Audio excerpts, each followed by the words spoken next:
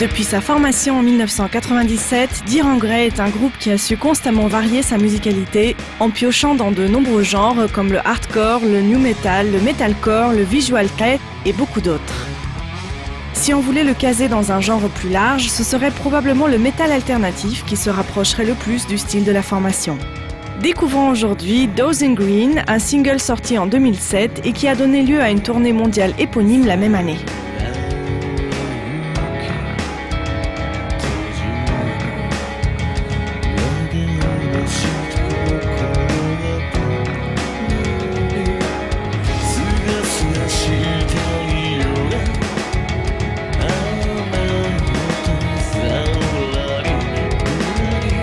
Le groupe se sert ici d'inspirations orientales qui transparaissent tout à travers le morceau. Dans l'introduction, vous avez par exemple pu entendre un tamboura, un bourdon harmonique typique de la musique classique indienne. La composition va également se servir de quarts de ton, comme par exemple dans l'accompagnement à la guitare, qui va nettement dévier de la gamme tempérée et parfois même sonner carrément accordé différemment que les autres instruments du groupe. Nous retrouvons des sonorités orientales avec un instrument à cordes pincées qui intervient dans l'accompagnement.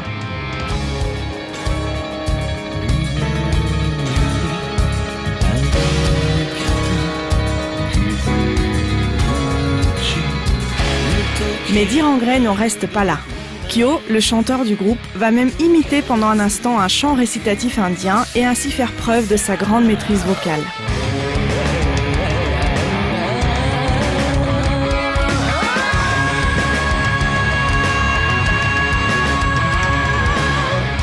Il paraît d'ailleurs évident qu'un des principaux atouts de Dir en Grey soit la technique vocale et l'ambitus impressionnante de Kyo.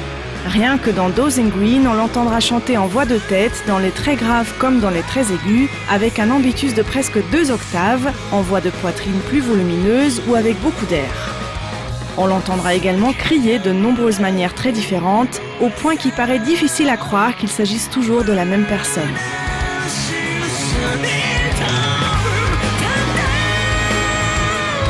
Dès la sortie de Dozing Green, Kyo a déclaré vouloir rejeter les premiers albums du groupe. Musicalement, le changement paraît déjà évident, mais même au niveau de la réalisation du clip, on peut reconnaître cette tendance. Les 5 membres de Dir en Grey restent cachés dans l'ombre pendant la totalité du clip et semblent ainsi renier leur glorieux passé visual kei. Le côté horrifique et cru tranche radicalement avec leur premier clip moderne et abstrait, leurs costumes brillants et leurs couleurs de cheveux excentriques. Notez d'ailleurs que les dessins employés dans le clip proviennent de L'École emportée, un manga d'horreur d'Umezo Kazuo.